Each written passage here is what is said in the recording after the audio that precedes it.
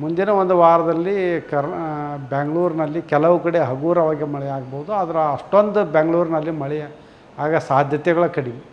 ರಾಯಚೂರಿನಲ್ಲಿ ಅಂತೂ ಅಲ್ಲಿ ಮಳೆ ಆಗೋ ಸಾಧ್ಯತೆಗಳು ಭಾಳ ಕಡಿಮೆ. ಪೂರ್ವದ ಜಿಲ್ಲೆಗಳಲ್ಲಿ ಮುಂದಿನ ಒಂದು ವಾರದವರೆಗೆ ಮಳೆ ಪೂರಾ ಕಡಿಮೆ ಆಗುತ್ತೆ. ಕೆಲವೊಂದು ಕಡೆ ಒಣ ಹವೆ ಮುಂದುವರಿಯುವ ಸಾಧ್ಯತೆಗಳದಾವೆ. ಓಕೆ ಸರ್, ಈಗ ಮಹಾರಾಷ್ಟ್ರದಲ್ಲಿ ಮಳೆಯಾಗಿ ಕೃಷ್ಣ ಮತ್ತು ಈ ಭೀಮಾ ನದಿಗಳು ಏನಿದಾವಲ್ಲ ಫುಲ್ ತುಂಬ ಹರಿತಾ ಇದ್ದಾವೆ ಸರ್. ಇದರಿಂದ ರೈತರು ಮತ್ತು ಅಲ್ಲಿ ಇರುವಂಥ ಸ್ಥಳೀಯರು ಏನಾರು ಎಚ್ಚರಿಕೆ ವಹಿಸಬೇಕಾ ಸರ್? ಯಾಕಂದರೆ ಮಹಾರಾಷ್ಟ್ರದಲ್ಲಿ ಮತ್ತಷ್ಟು ಮಳೆ ಆಗುವಂಥ ಚಾನ್ಸಸ್ಗಳೇನಾದರೂ ಇದ್ದಾವೆ? ನದಿ ದಂಡೆ ಹತ್ರ ಊರಿತ್ತಂದ್ರೆ ಮತ್ತು ಮುಳುಗುವ ಸ್ಥಿತಿ ಇತ್ತಂದ್ರೆ ಜನರು ಅದ್ರ ಬಗ್ಗೆ ಎಚ್ಚರ ವಹಿಸಬೇಕಾಗತ್ತೆ. ಸರ್, ಈ ಒಂದು ವಾರದಲ್ಲಿ ಮಳೆ ಇಲ್ಲ ಅಂತ ಹೇಳಿದ್ರಿ ನೀವು. ಮಳೆ ಬಗ್ಗೆ ಮಾತ್ರ ಇರೋದಿಲ್ಲ ಅಥವಾ ಗಾಳಿಯ ಮತ್ತು ಈ ಸಿಡಿಲು ಕೂಡ ಈ ಥರದ್ದು ಏನಾದರೂ ಒಂದಷ್ಟು ಮುನ್ಸೂಚನೆಗಳೇನಾದರೂ ಇರ್ತವೆ? ಗಾಳಿ ಇರ್ತೈತಿ. ಬಲವಾದ ಗಾಳಿ ಬೀಸಬಹುದು. ಪ್ರತಿ ಗಂಟೆಗೆ 30ರಿಂದ 40 ಕಿಲೋಮೀಟರ್ ಬಲವಾದ ಗಾಳಿ ಕರ್ನಾಟಕ ರಾಜ್ಯದ ಎಲ್ಲ ಜಿಲ್ಲೆಗಳಲ್ಲಿ ಇರಬಹುದು. ಆದರೆ ಅಷ್ಟೊಂದೇನು ಗುಡುಗು ಮಿಂಚು ಬರೋ ಸಾಧ್ಯತೆಗಳು ಕಡಿಮೆ. ಓಕೆ ಸರ್, ಈಗ ಮಳೆ ಬರುತ್ತೆ, ಮಳೆ ಆದ ನಂತರ ಬಿತ್ತನೆ ಮಾಡೋಣ ಅಂತೇಳಿ ಕಾಯ್ತಿರುವಂಥ ರೈತರು ಅವ್ರಿಗೇನಾದರೂ ಈಗ ಬಿತ್ತನೆ ಮಾಡೋದಕ್ಕೆ ಮುನ್ಸೂಚನೆಗಳು ಏನಾದ್ರು ಸಿಗುತ್ತೆ ಸರ್? ಅಥವಾ ಈಗ ಯೋಗ್ಯವಾದಂಥ ಒಂದು ಸಮಯ ಅನ್ನೋದಾದರೆ ಯಾವುದು? ಇಲ್ಲ, ಅವ್ರ ಮಣ್ಣಿನ ತೇವಾಂಶ ಇತ್ತಂದ್ರೆ ಅವರು ಬಿತ್ತನೆ ಮಾಡ್ಕೋಬಹುದು. ಈಗಾಗಲೇ ಬಿತ್ತಿದ್ದಾರೆ ಸರ್, ಕೆಲವು ಜನ ಬಿತ್ತನೆ ಮಾಡಿ ಆಗಿದೆ.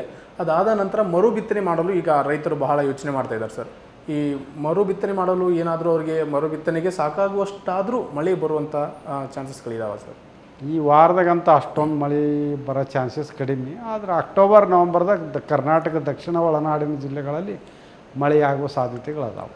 ಓಕೆ ಸರ್, ಈಗ ರಾಜ್ಯದ ರಾಜಧಾನಿ ಬೆಂಗಳೂರಿನಲ್ಲಿ ಈ ಒಂದು ವಾರದ ಹವಾಮಾನ ಯಾವ ರೀತಿಯಾಗಿರಲಿದೆ ಸರ್? ಮುಂದಿನ ಒಂದು ವಾರದಲ್ಲಿ ಬೆಂಗಳೂರಿನಲ್ಲಿ ಕೆಲವು ಕಡೆ ಹಗುರವಾಗಿ ಮಳೆ ಆಗ್ಬೋದು. ಆದರೆ ಅಷ್ಟೊಂದು ಬೆಂಗಳೂರಿನಲ್ಲಿ ಮಳೆ ಆಗ ಸಾಧ್ಯತೆಗಳು ಕಡಿಮೆ. ರಾಜ್ಯದಲ್ಲಿ ಮುಂದಿನ 3 ದಿನಗಳವರೆಗೆ ಅಂದ್ರೆ ಕರ್ನಾಟಕದ ಉತ್ತರ ಒಳನಾಡು ಹಾಗೂ ದಕ್ಷಿಣ ಒಳನಾಡಿನ ಜಿಲ್ಲೆಗಳಲ್ಲಿ ಅಂದ್ರೆ ಬೀದರು, ಕಲಬುರಗಿ, ಯಾದಗಿರಿ, ರಾಯಚೂರು, ವಿಜಯಪುರ, ಬಾಗಲಕೋಟೆ, ಕೊಪ್ಪಳ, ಗದಗ,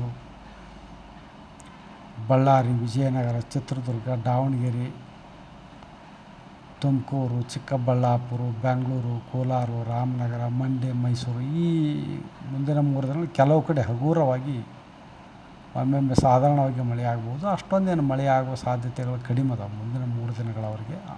ಬರೀ ಮುಂದಿನ 3 ದಿನ ಅಂತೇನಿಲ್ಲ, ಮುಂದಿನ ಒಂದು ವಾರದವರೆಗೆ ಮಳೆ ಕಡಿಮೆ ಇದೆ. ಆದರೆ ಕರಾವಳಿ ಜಿಲ್ಲೆಗಳಲ್ಲಿ ಸ್ವಲ್ಪ ಮಲೆನಾಡಿನ ಜಿಲ್ಲೆಗಳಲ್ಲಿ ಸಾಧಾರಣವಾಗಿ ಕೆಲವೊಂದು ಕಡೆ ಭಾರಿ ಮಳೆ ಆಗ್ಬೋದು. ಅದ್ರ ಬಿಟ್ಟರೆ ಅಷ್ಟೊಂದು ಮಳೆ ಕಡಿಮೆ ಈ ಒಂದು ವಾರದಾಗ. ಸರ್, ಗಾಳಿ ಮತ್ತು ಗುಡುಗು ಸಿಡಿಲಿನ ಪ್ರಮಾಣ ಹೇಗಿರಲಿದೆ ಸರ್? ಗಾಳಿ ಅಂದರೆ ಈ ಒಂದು ಜುಲೈ ತಿಂಗಳಿನಲ್ಲಿ ಬರುವಂಥ ಸತತವಾದ ಗಾಳಿ ಇದು ಪ್ರತಿ ಗಂಟೆಗೆ 30ರಿಂದ 40 ಕಿಲೋಮೀಟರ್ ಇದ್ದೇ ಇರ್ತೈತಿ. ಆದರೆ ಗಾಳಿಯ ವೇಗ ಜಾಸ್ತಿ ಇರುವುದರಿಂದ ವರ್ಟಿಕಲ್ ಕ್ಲೌಡ್ಸ್, ಕ್ಯುಮುಲೋನಿಮಸ್ ಕ್ಲೌಡ್ಸ್ ಅಷ್ಟೊಂದು ಬೆಳೆಯೋದಿಲ್ಲ. ಇದರಿಂದ ಗುಡುಗು ಮಿಂಚು ಬರೋ ಸಾಧ್ಯತೆಗಳು ಭಾಳ ಕಡಿಮೆ.